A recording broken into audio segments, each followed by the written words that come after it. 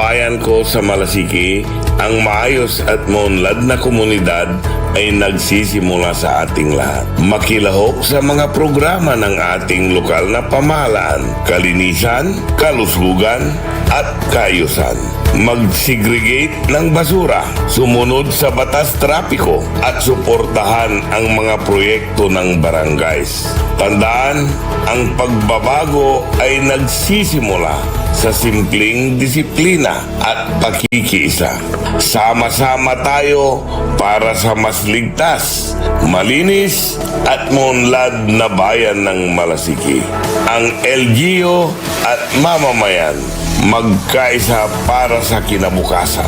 Ako po ang inyong lingkod, Mayor Alfe Soriano ng Bayan ng Malasiki. Kapaborito, merienda la, alas 10 la. Time check was brought to you by San Carlos City Mayor Julier Ayoy Rosuelio. San Carlos City, maunlad, ligtas at maayos. Tired of the stress and noise of the city? And looking for the perfect getaway? Good thing there's J-Max Resort Hotel. Cozy rooms, a refreshing pool, and a peaceful escape for the whole family. Whether you are on a trip, a barkada outing, or even solo retreat, J-Max Resort Hotel is the perfect destination. So pack your bags, leave the stress behind, and discover the place where relaxation meets comfort. J-Max Resort Hotel, your perfect place for any kind of occasions. J-Max Resort Hotel is located at Villanueva Street, Poblacion Norte, Santa Barbara, Pangasinan. For inquiries, you may call at 0947-980-3263 or 075-636-8479. J-Max Resort Hotel. Alam niyo ba na ang kooperatiba ay hindi lamang isang samahan? Ito ay daan tungo sa pag-unlad, pagkakaisa at mas maayos na kinabukasan. Sa pangunguna ng inyong lingkod, 5th District Board Member Rosalina Rose Apaga, ating isusulong ang advokasiyang palakasin ang mga kooperatiba upang mabigyan ng mas maraming oportunidad ang ating mga magsasaka, mangingisda, manggagawa, kababaihan, kabataan at maliliit na negosyante. Sa kooperatiba, bawat miyembro ay may boses, may pagkakataong umasenso at may bahagi sa tagumpay. Sama-sama nating buuin ang isang mas matatag, mas maunlad at mas masaganang pamayanan. Sama-samang pag-unlad, sama-samang tagumpay. Ako po si Board Member Rose Apaga, ang Rosas ng 5th Distrito, kaagapay sa pagpapalakas ng mga kooperatiba at sa pagsulong ng kaunlaran para sa bawat mamamayan. Kay Apaga, may pag-asa. Popular sa balita, popular sa musika. Pangasinan Golfwaves Network Corporation. Sa Pangasinan, we are the number one pop music station. DWJE 88.1 FM. Radyo Pangasinan. Paborito! Paboritong ang kabataan at matatanda. Paboritong pakinggan sa mas tricycle, jeep at mga opisina. Paborito mo, paborito ko, paborito natin lahat. DWJE 88.1 FM, Radyo Pangasinan. Number one pop music station. Paborito. Paborito. Ang susunod na programa ay rated GP. GP? Ano yun? Garantisadong pampaborito! Ang lahat ng opinyon at pananaw sa susunod na bahagi ng programa ay galing sa host anchor at panauhin lamang at hindi pananaw ng mga producers at ng pamunuan ng DWJE Radyo Pangasinan at Pangasinan Golfwaves Network Corporation. Punto por punto sa 88.1. Diretsong balita at opinyon. Walang paligoy-ligoy. Bawat isyo, sinusuri. Bawat punto, pinapakinggan. Totoong usapan, malinaw na pananaw. Bawat punto, may katuwiran kay Atong Remo. Punto por punto. Alas 10 hanggang alas 11 ng umaga. Dito lamang sa DWJE 88.1 FM. Radyo Pangasinan. Punto por punto sa 88.1 kay Atong Remo.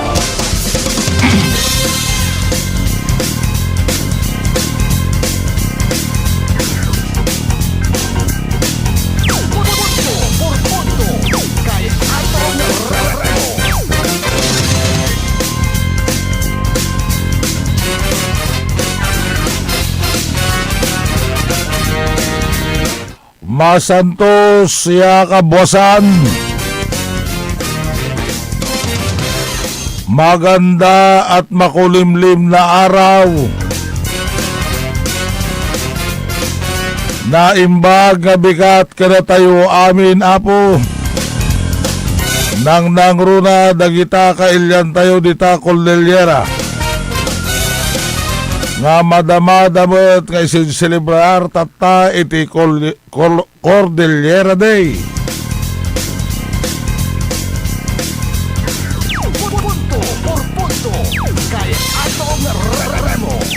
Agaylay samit lamet ta sweldo kinsinas na Hulyo 2026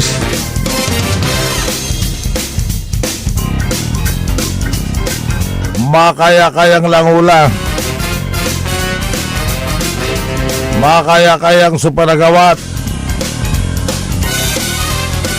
na araratay Andres Bonifacio sige ako law to.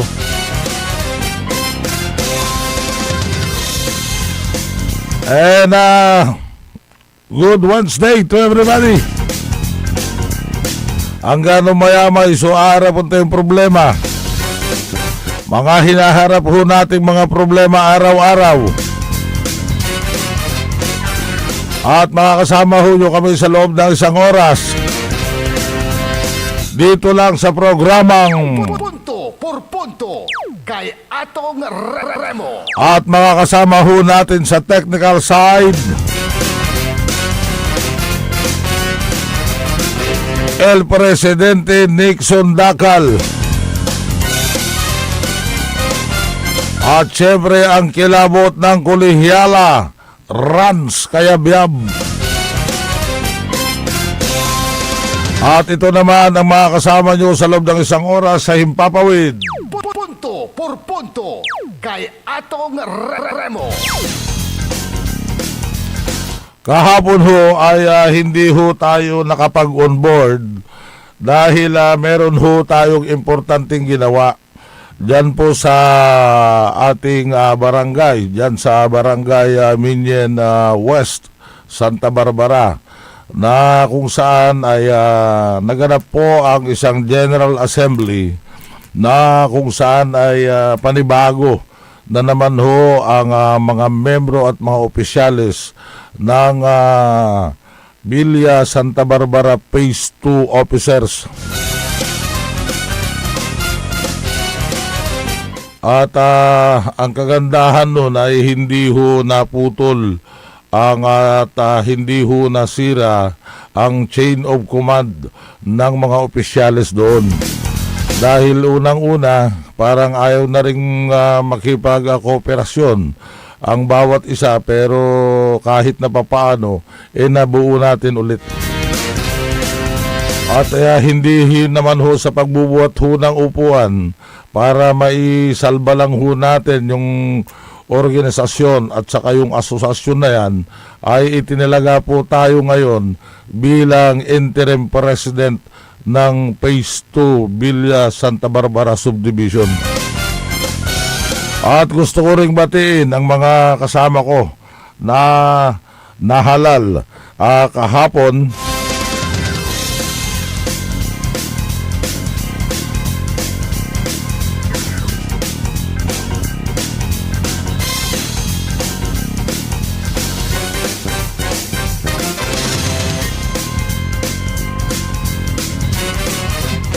Andyan ho si Manuel Evangelista bilang Vice Presidente ho natin.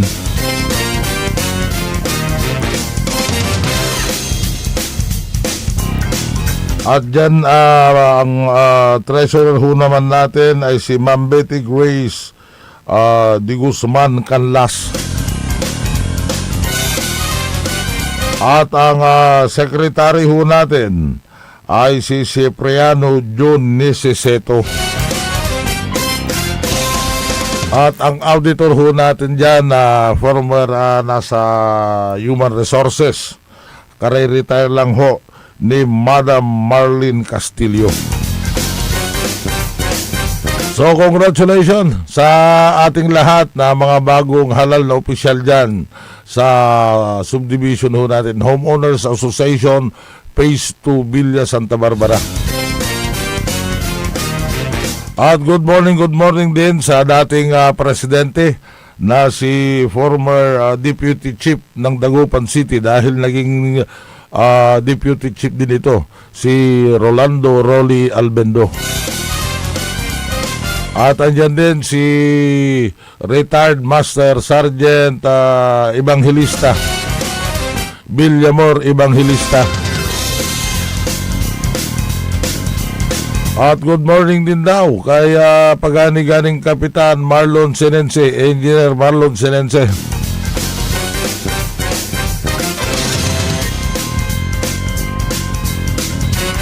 Sana gabayan nyo kami at alalayan nyo para tuloy-tuloy pa rin ang serbisyo ho natin dyan sa Villa Santa Barbara. At kagabi ho, namasyal ho kami ng ating pinakagwapong station manager. At happy anniversary pala, Boss Joey De La Cruz. At ganoon din sa kanyang kabiyak na si Ma'am Melanie De La Cruz. Happy anniversary. Yumao kayo at magpakarami. At gusto ko na rin batiin si Engineer Salayog at saka si Engineer Boy Dion na nakatutok din at nakikinig din ho sa ating programa. Maraming salamat ho sa inyo, Engineer Boy at saka Engineer Salayog.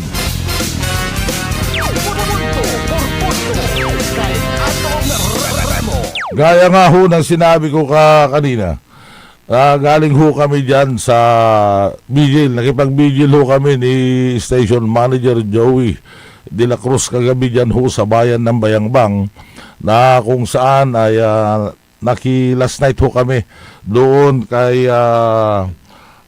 Nasser. Saan na yung pangalan niya? Itong si Kulas. Si Bayangbang Councilor Jan Nasser David Kulas Honyo. At ngayon ho ang kanyang libing sa kanyang huling hantungan dyan sa may Heavens Park, Bayangbang. At sa pamilya ho ng DWGE, ang Radyo Pangasinan, ang pinakapaborito nyong inaabangan, ay nakikidalamhati ho sa pagpanaw ho ni Councilor Kulas Hunyo.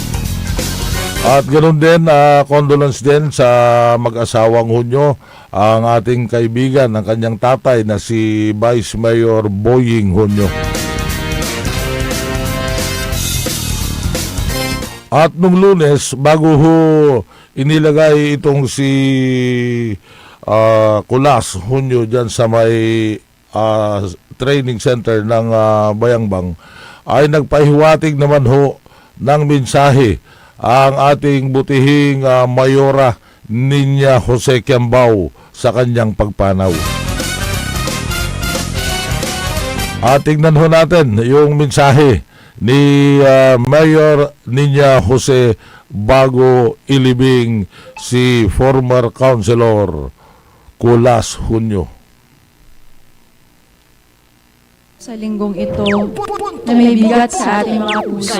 At habang patuloy nating inaalala ang kadalisayan ng puso at tapat na paglilingkod ng ating minamahal na Councilor Kulas, nais ko pong ipabatid na dadalhin ng kanyang labi dito sa Balon Bayambang Event Center ngayong araw bago ang gaganaping interment sa darating na Miyerkules, July 15. Sa kanyang pamilya, nananatili ang ating taus-pusong pakikiramay at walang patid na panalangin. Subalit, alam natin na kung narito si Kulas ngayon, ang nais niya ay ang magpatuloy tayo. Hindi niya kailanman na naising maging dahilan ng ating pangulila upang matigil ang mga pangarap na magkakasama nating binuo para sa ating bayan. Ang pinakamagandang paraan upang parangalan ang kanyang alaala ay hindi hindi pagbababa ng ating sulok ng paglilingkod. The absolute best tribute we can offer him is to let his brand of leadership, his hard work, genuine kindness, and selflessness live on through our actions. Ang serbisyo sa mamamayan ay walang hinto at walang kapaguran dahil sa bawat sandali may mga bayamang genyong umaasa, nagtitiwala at naghahanap ng kalinga sa ating pamahalaan. Subalit, bago ang lahat, dahil sa kasalukuyang nararanasan nating masamang panahon, nais ko pong paalalahanan ng bawat isa na unahin ang kaligtasan ng ating mga pamilya. Nakatutok po lagi ang ating lokal na pamahalaan sa weather updates at hinihimok ang publiko na patuloy na mag-ingat at ugaliing subaybayan ang mga opisyal at credible news sites para sa mga regular na notices of announcements. Yesterday, we decided not to suspend classes because kitang-kita naman po natin ang weather ngayon. It's not raining at may araw naman po. And when we decide, hindi naman po ang mayor lang ang nagdedesisyon. May grupo po ng tao na experts na nagde-decide, especially si MDRMO, Ma'am Jean. It's not me who's deciding. We take into consideration the weather po talaga at kaligtasan natin mga bayan. But it doesn't mean that if everyone around us is doing something, that we should join the bandwagon. We have our own decisions, we make our own decisions, and we base our decisions the betterment of our children, and of course, number one, the safety of our children.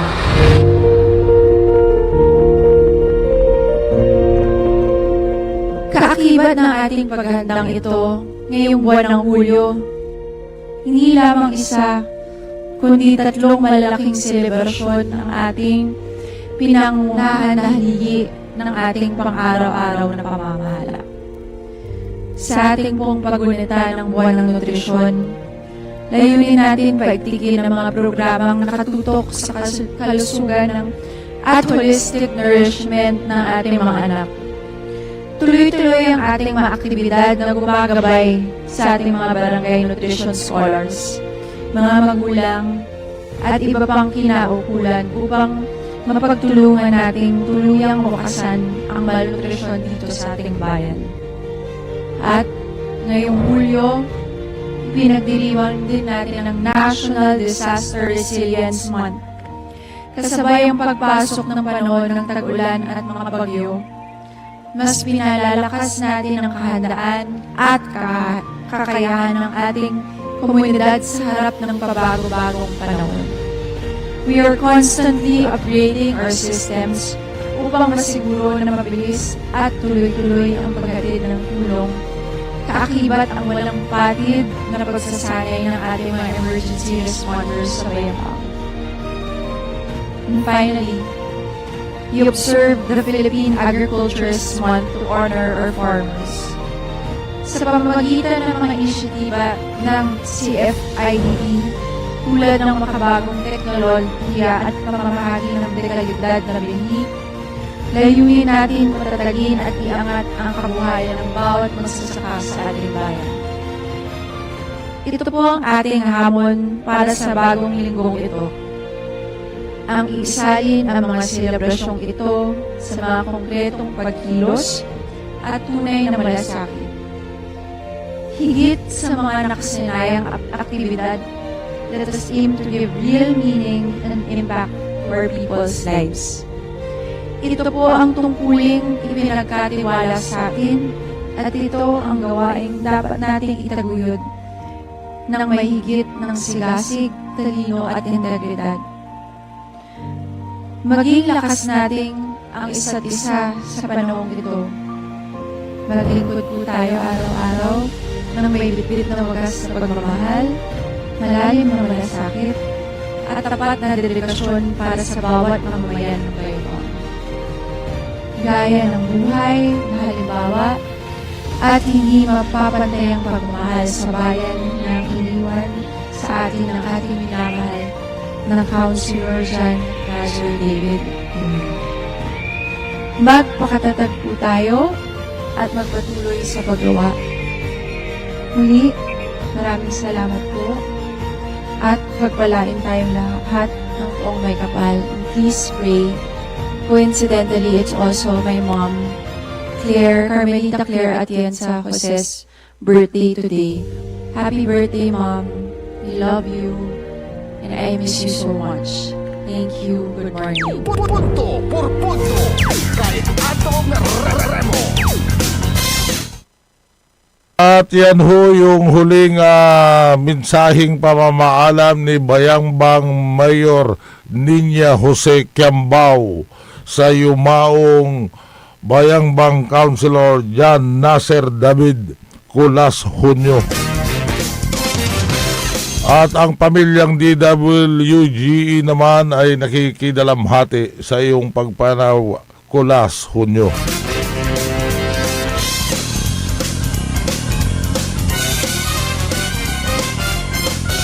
Alas 10:23 na ho.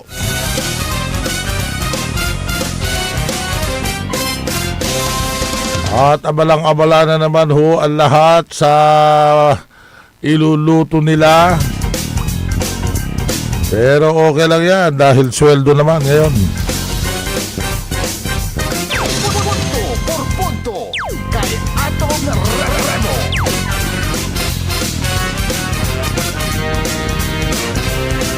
Kung matatandahan nyo ho, noong Lunes, na pinuntuhan ho natin yung programang Gikonsulta.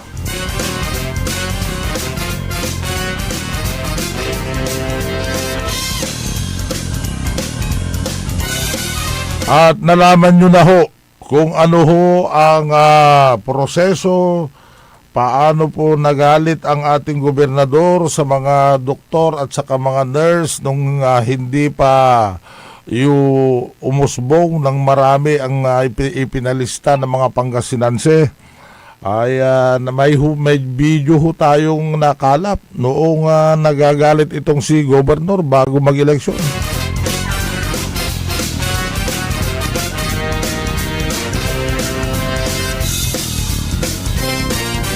Mula ho sa halagang 680 pesos sa isang membro hanggang umabot na ho ngayon ng 1,007 per person, per pasyente. Napakalaki na ho ang tinatanggap ng provincial government. Umaabot na ho yan ng 3.4 billion.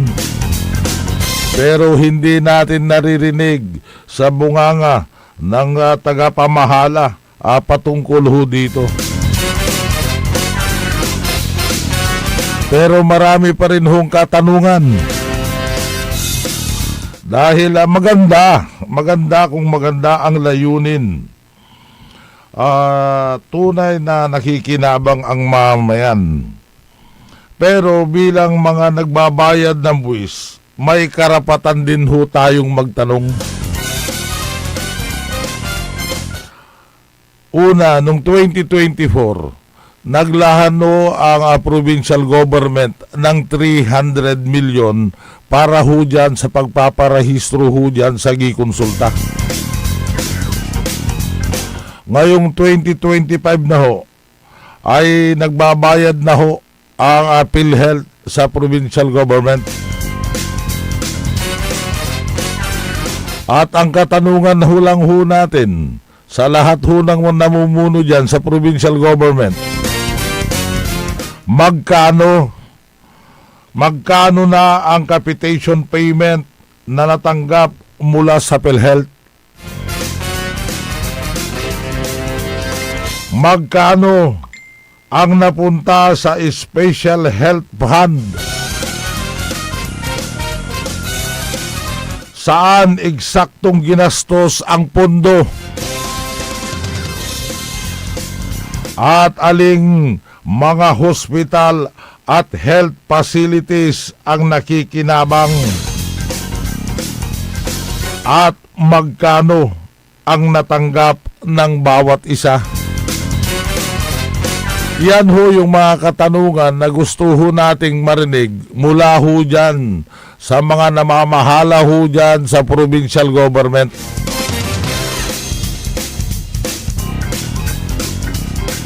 Hindi naman ho ito paninira.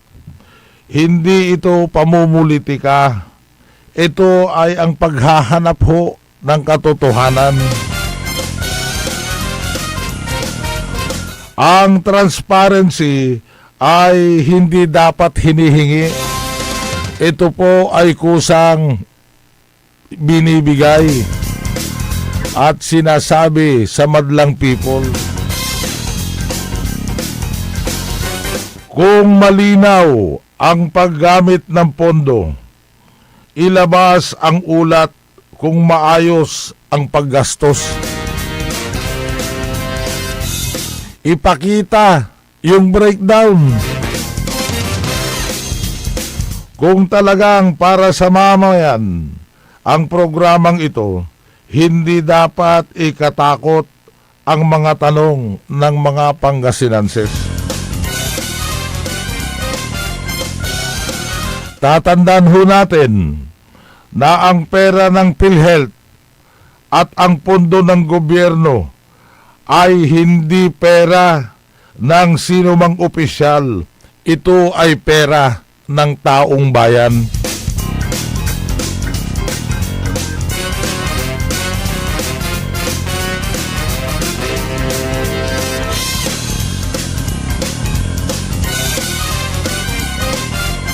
Kung ang pamahalang panlalawigan ng Pangasinan ay naglaan ng humigit kumulang 300 milyon kada taon para sa yakap o gikonsulta program at ngayon ay tumatanggap ng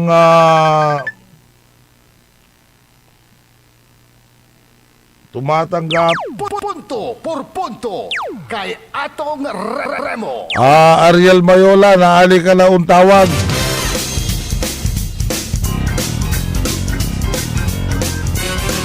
Nai-istorbo yung konsentrasyon tayo.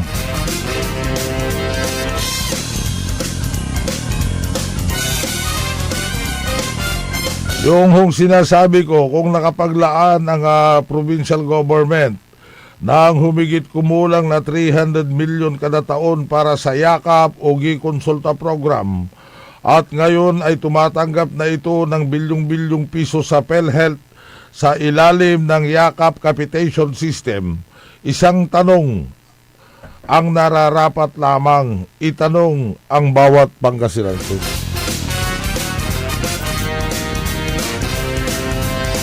At ipagpapatuloy ho natin yan makalipas ng ilang patalastas. Punto por punto kay atong Remo.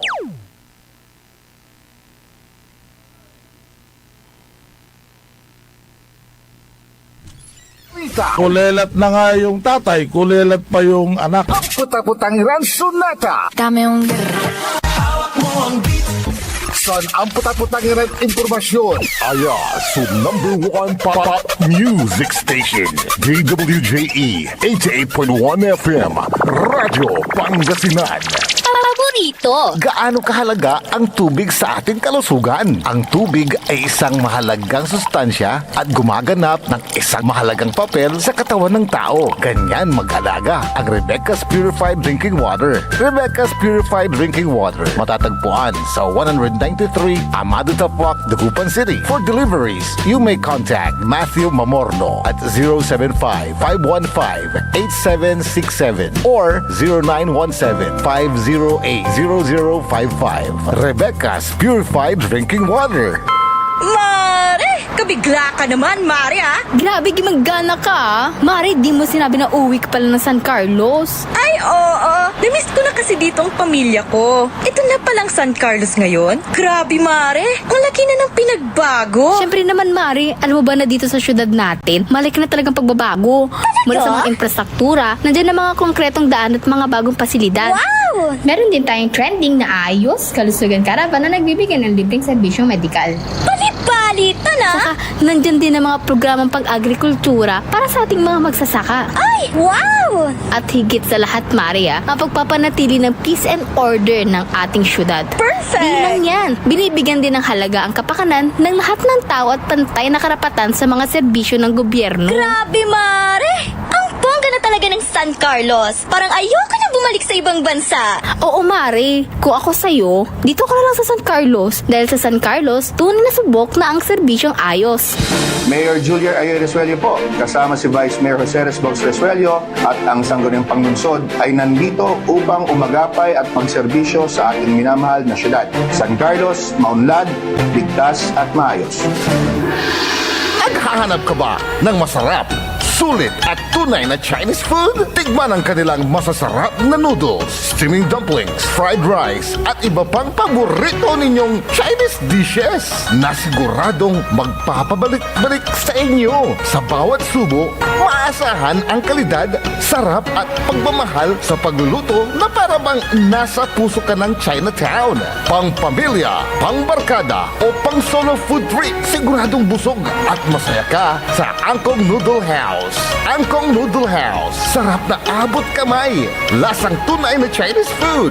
Ano pang iniintay mo? Tara na, kain na sa Angkong Noodle House. Angkong Noodle House is located at the ground floor of Metro Plaza, A.B. Fernandez Avenue, Dagupan City. Also visit their branches, Bayambang, Rosales, Ordaneta, Binalonan, San Carlos City, at ang kanilang bagong bukas na sa Robinsons, Calasiao.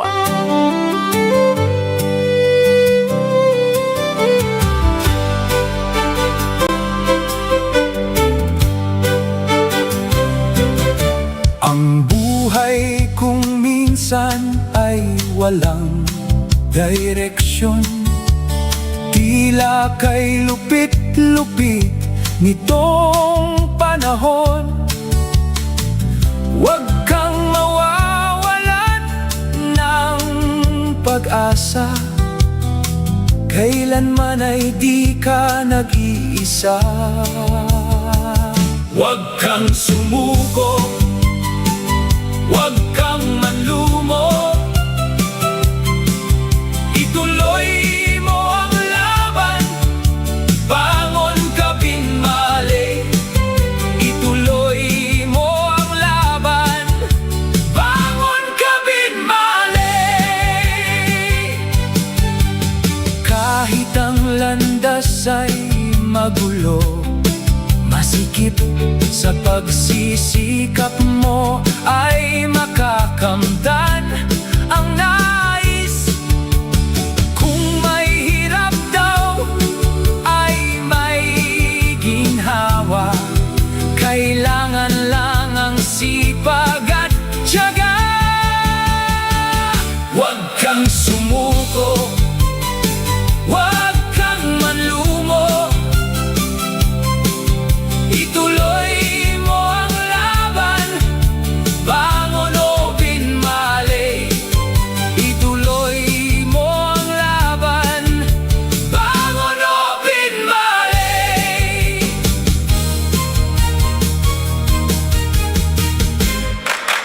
Paboritong ng kabataan at matatanda. Paboritong pakinggan sa bus, tricycle, jeep at mga opisina. Paborito mo, paborito ko, paborito nating lahat. DWJ 88.1 FM Radyo Pangasinan. DWJ 88.1 FM Radyo Pangasinan.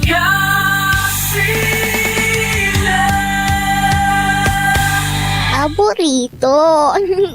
Punto por punto sa 88.1. Diretsong balita at opinyon. Walang paligoy-ligoy. Bawat isyo, sinusuri. Bawat punto, pinapakinggan. Totoong usapan, malinaw na pananaw. Bawat punto, may katuwiran kay Atong Remo. Punto por punto. Alas 10 hanggang alas 11 ng umaga. Dito lamang sa DWJE 88.1 FM. Radyo Pangasinan. Punto por punto sa 88.1 kay Atong Remo.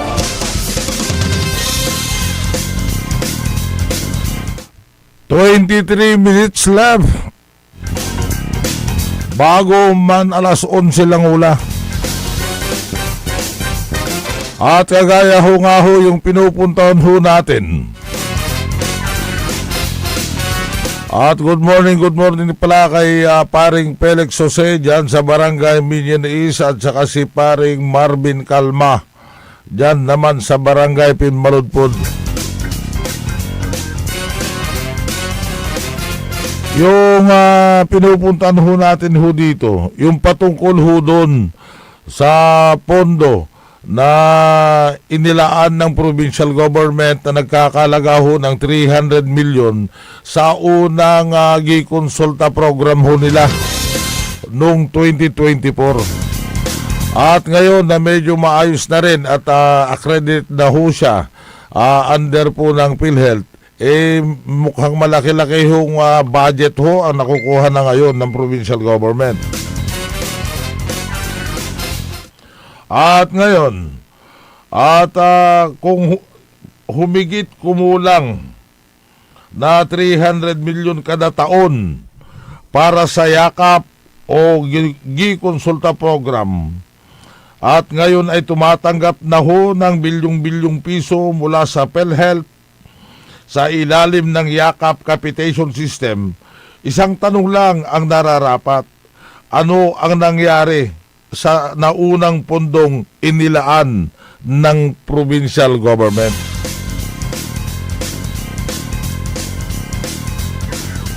Ang yakap ay pangunahing pinupunduhan ng PhilHealth sa pamamagitan ng capitation payment para sa mga impaneled o yung mga nakarehistro na membro at accredited health providers. Kung gayon, dapat ding maging malinaw sa publiko kung paano naiaayon ang dating pondo ng probinsya sa bagong pinanggalingan ng pondo. Hindi ho ito usapin ng paninira. Ito po ay usapin ng transparency, accountability, at wastong paggamit ng pera ng taong bayan. Kung ang 300 milyong pondo ay ginamit sa pagpapatayo ng pasilidad, pagbili ng kagamitan, pagkuha ng health workers o iba pang serbisyong pangkalusugan, ilabas ang kumpletong ulat. Kung inilipat ito sa ibang programa, ipaliwanag kung saan at bakit. Ang hinihingi lang ho ng mamayan ng Pangasinan ay hindi haka-haka, kundi yung official na accounting. Dahil ang bawat piso mula sa kaban ng bayan ay pera ng taong bayan. Ang pinakamabuting sagot sa aming mga tanong ay hindi depensa o politika, kundi ang hinahanap ho natin ay yung kumpletong dokumento, financial report, at malinaw na paliwanag. Kapag malinaw ang paggamit ng pondo, mawawala ang pagdududa. Ngunit kung mananatiling paliwanag, lalo lamang lalaki ang tanong ng publiko at ng bayan ng Tagapangasinan. nasaan ang naunang 300 million na inilaan ng provincial government?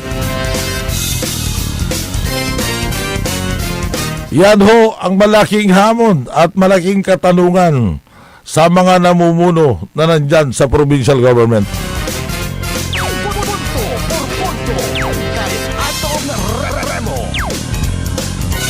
At speaking ho sa hospital,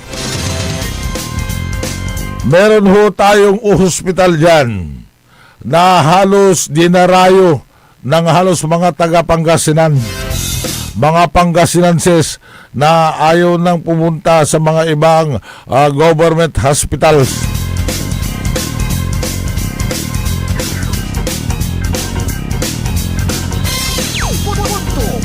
Tingnan ho natin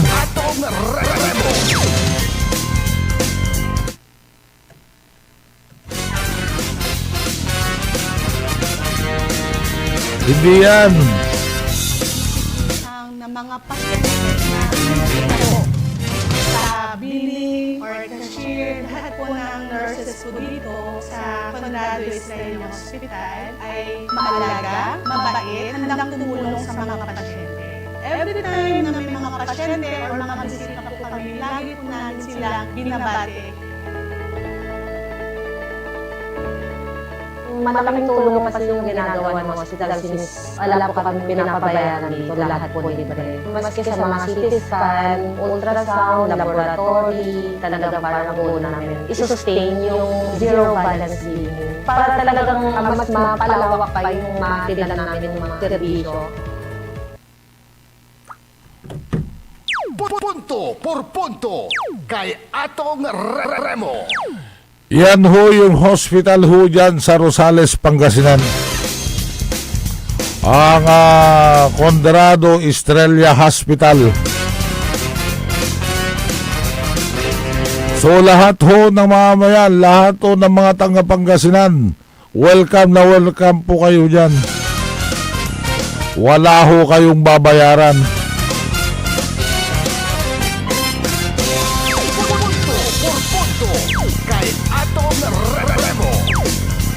At bati muna tayo sa lahat ho ng mga nakatutok sa kanilang mga cellphone, nakikinig sa kanilang mga sasakyan, sa mga may radyo dyan.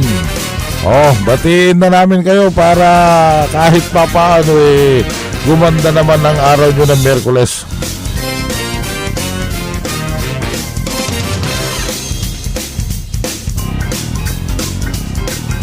At nakatutok din ang ating kaibigan dyan sa bayan ng Villasis.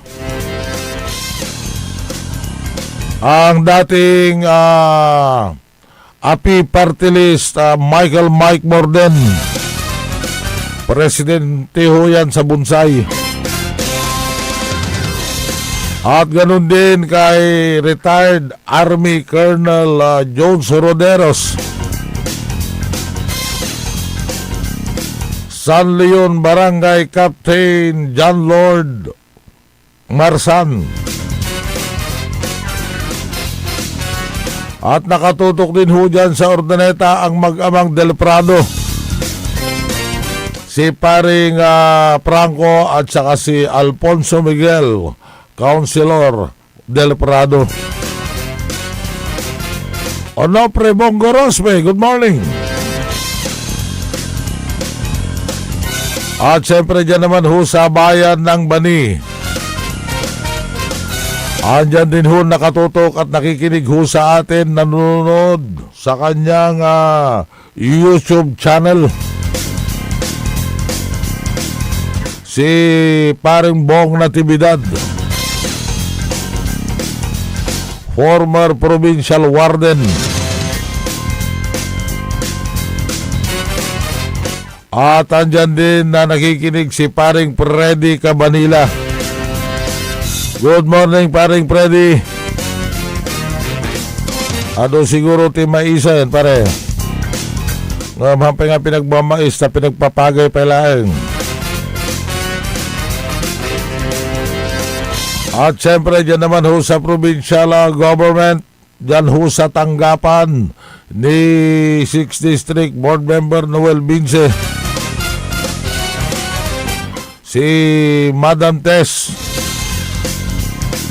at sa lahat ho ng mga kasama niya dyan sa Office of Board Member Bince. Good morning, good morning.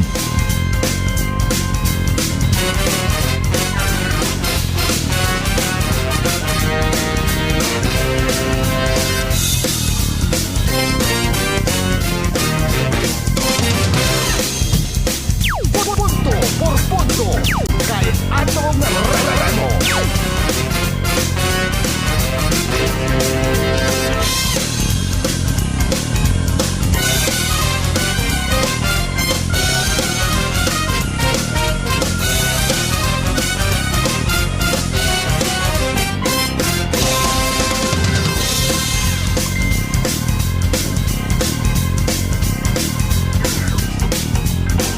At nakikinig din pala yung aking kapatid dyan, yung bunso ho namin.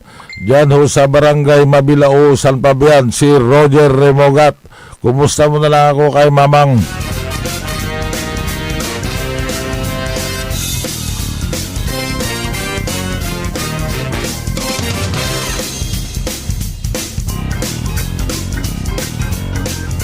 At meron hong bagong nangyayari dito sa lalawigan ng Pangasinan.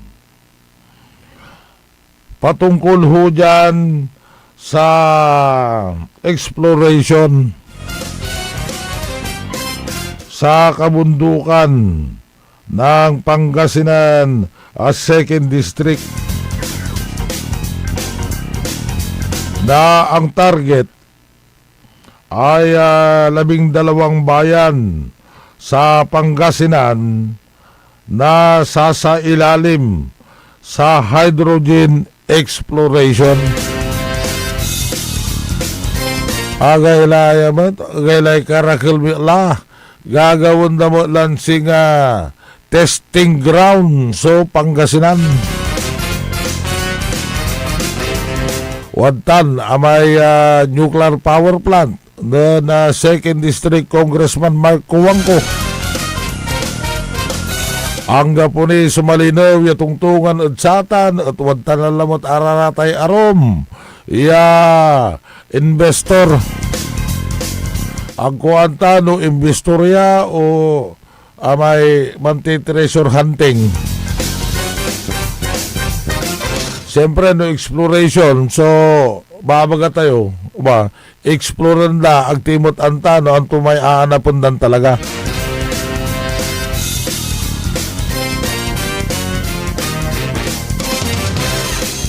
Ngayon, meron hong 12 bayan sa Pangasinan na sasailalim ng hydrogen exploration sa kabundukan ng Pangasinan District 2. Ang target at posibilidad na tayuan ng hydrogen power plant.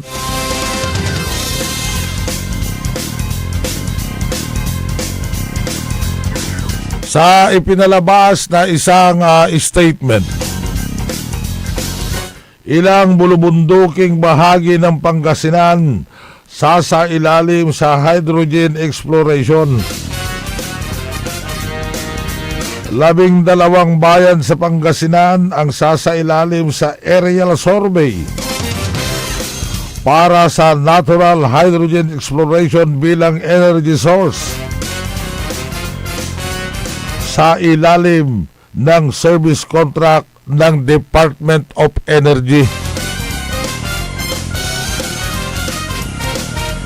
Sa ginanap na regular session ng Sangguniang Panlalawigan noong Pebrero 16, ipresenta ng tanggapan ang kontrata upang ipagbigay alam ang gagawing pananaliksik. Ayon kay Pangasinan Vice Governor Mark Lambino,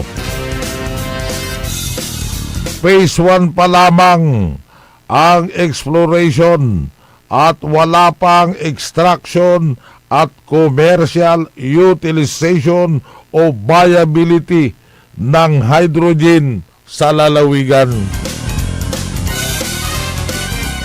Bali-bali, nunang nyo ang may litrato di manay. At saratay cellphone nyo, untan siguro atay plano dan gawin.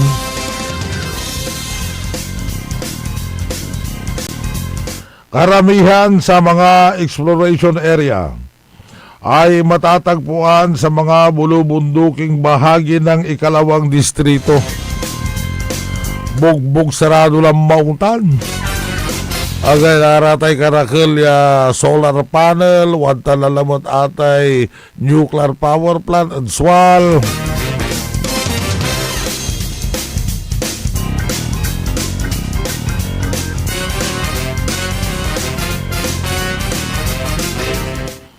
At kabilang din na masasaklaw ang 3 bayan ng Sambales at isang lugar sa Tarlac. Agalay kawang Tuya Manaya. Ayon kay Lambino, may mga pananda o indicators ang Department of Energy sa mga nabanggit na lugar. Tulad ng pagkakaroon ng ilang mineral deposits o ophiolites, isa rin umanong naging batayan sa Pangasinan ang manluluwag hot spring sa mga tarim.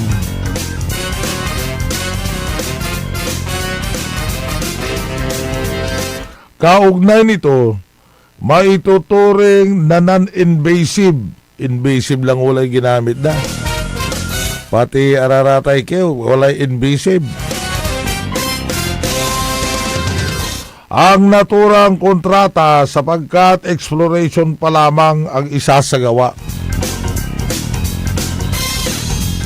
Mantisting lang mo tira, i-explore nila bago rin gawin.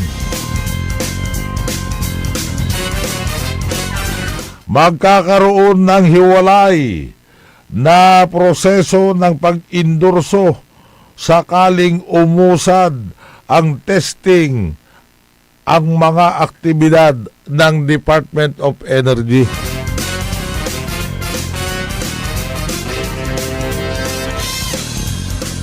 Sikatutan, so talaranan tayo. Natandalabat ipaway-paway, ararayay. Tanan February 16 ni Manaya at ang ipresenta Ararayan kumpanya.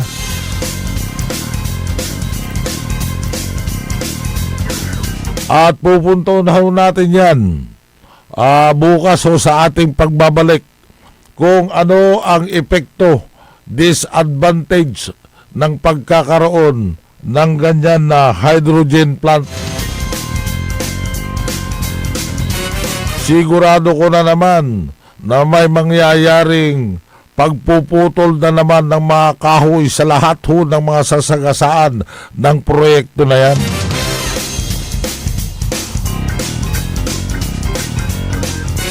Habang ang ibang grupo o asosasyon ay abala sa pagtatanim, ang provincial government ay abala rin sa pagputol.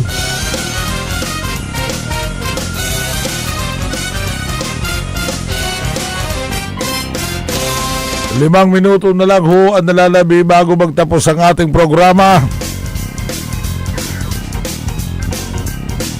At batiin na naman natin si Ariel Mayola at nakatutok ho sa atin yan. At si Joe Jesus dyan sa office ni Board Member Vince. Gina Hupana. Andyan din si Rani Fernandez. At syempre, ang first gentleman ni Tess, si Boy Baranda. At saka si Orlando Laportesa. Thank you for listening.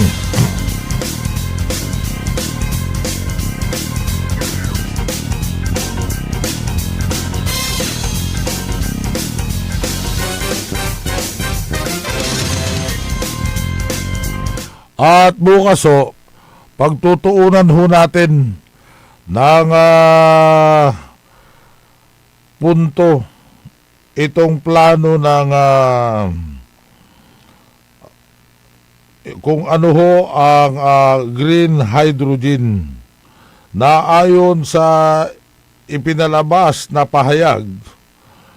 Green hydrogen is generated by water electrolysis using electricity from renewable sources. Electrolysis employs an electrical current to break down water molecules into oxygen and hydrogen using electrodes.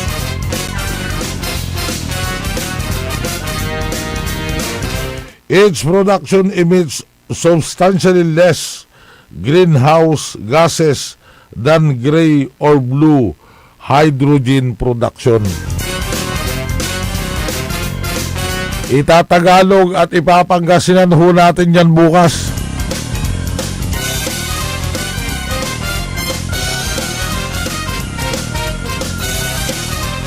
Green hydrogen's primary goal is to limit global warming to 1.5 Celsius, reduce reliance on fossil fuels by substituting gray hydrogen, and provide a broader range of end uses in certain economic sectors. However, utilizing other methods such as renewable power electrification could prove technically challenging to decarbonize this application. So, meron din hong mga benefits of green hydrogen in application.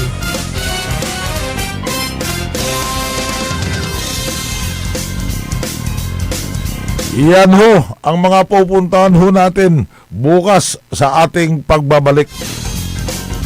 At maraming salamat ho sa mga nanood at saka nakinig sa ating programang Punto por punto kay Atong Remo. At wala na po tayong sapat na oras.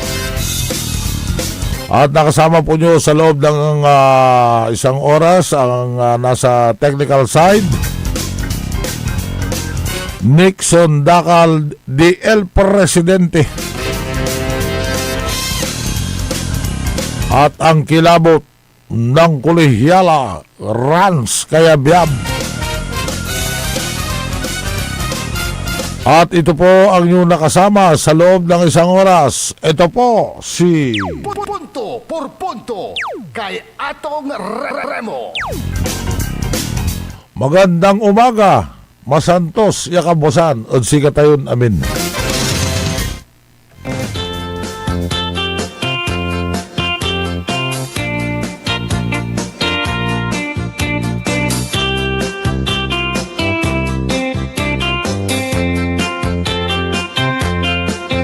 Ang lahat ng opinyon at pananaw sa susunod na bahagi ng programa ay galing sa host anchor at panauhin lamang at hindi pananaw ng mga producers at ng pamunuan ng DWJE Radio Pangasinan at Pangasinan Gulf Waves Network Corporation. Ang puta-putang Iran Balita. Kulelat na nga yung tatay, kulelat pa yung anak. Ang puta-putang Iran Sunata. Dame yung Hawak mo ang beat.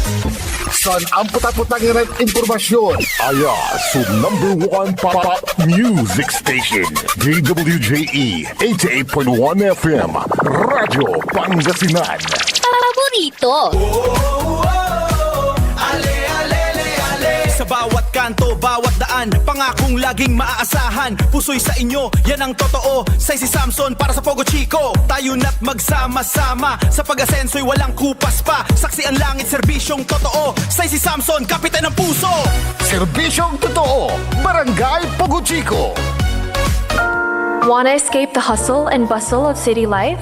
Look no further than the River Palm Hotel and Resort, your premier destination for affordable luxury in Pangasinan. Nestled in the heart of Barangay Banyaga, Bugalyon, our hotel is surrounded by the breathtaking beauty of the Agno River. Our haven for comfort embodies the essence of Southeast Asian hospitality. Whether you're seeking a romantic getaway, a family vacation, or just a peaceful retreat, the River Palm Hotel and Resort is the perfect choice. So what are you waiting for? Book a tranquil experience where unforgettable memories are waiting to be made. For reservations and more information, visit our Facebook page, River Palm Hotel and Resort. Your home by the river awaits you. Tired of the stress and noise of the city? And looking for the perfect getaway? Good thing there's JMax Resort Hotel. Cozy rooms, a refreshing pool, and a peaceful escape for the whole family. Whether you are on a trip, a barkada outing, or even solo retreat, JMax Resort Hotel is the perfect destination. So pack your bags, leave the stress behind, and discover the place where relaxation meets comfort. JMax Resort Hotel, your perfect place for any kind of occasions. JMax Resort Hotel is located at Villanueva Street, Poblacion Norte, Santa Barbara, Pangasinan. For inquiries, you may call at 0947-980-3263 or 075-636-8479. JMax Resort Hotel. Kapaborito, manluto kila! Alas 11 la! Time check was brought to you by San Carlos City Mayor Julier Ayoy Rosuelio. San Carlos City, maunlad, ligtas at maayos. Parad aliguas, tan arangkaday kalasyaw, ang inyong lingkod sa ating bayan. Ang bawat isa ay mahalaga. Sama-sama nating itaguyod ang disiplina, malasakit, at tunay na pagbabago. Sa tulong ng inyong suporta, patuloy nating mapapalago ang ating komunidad. Malinis, ligtas, at maunlad. Isang mensahe mula kay Mayor Patrick Agustin Caraman. Kasama ninyo sa bawat hakbang tungo sa progresibong bayan. Alagang Caraman, Kalasyaw, para sa lahat. Alam nyo ba na ang kooperatiba ay hindi lamang isang samahan? Ito ay daan tungo sa pag-unlad, pagkakaisa at mas maayos na kinabukasan. Sa pangunguna ng inyong lingkod, 5th District Board Member Rosalina Rose Apaga, ating isusulong ang advokasiyang palakasin ang mga kooperatiba upang mabigyan ng mas maraming oportunidad ang ating mga magsasaka, mangingisda, manggagawa, kababaihan, kabataan at maliliit na negosyante. Sa kooperatiba, bawat miyembro ay may boses, may pagkakataong umasenso at may bahagi sa tagumpay. Sama-sama nating buuin ang isang mas matatag, mas maunlad at mas masaganang pamayanan. Sama-samang pag-unlad, sama-samang tagumpay. Ako po si Board Member Rose Apaga, ang Rosas ng 5th Distrito, kaagapay sa pagpapalakas ng mga kooperatiba at sa pagsusulong ng kaunlaran para sa bawat mamamayan. Kay Apaga, may pag-asa. Popular sa balita, popular sa musika. Pangasinan Golfwaves Network Corporation. Sa Pangasinan, we are the #1 pop music station. DWJE 88.1 FM. Radyo Pangasinan. Paborito! Paboritong ang kabataan at matatanda. Paboritong pakinggan sa bus, tricycle, jeep at mga opisina. Paborito mo, paborito ko, paborito natin lahat. DWJE 88.1 FM, Radyo Pangasinan.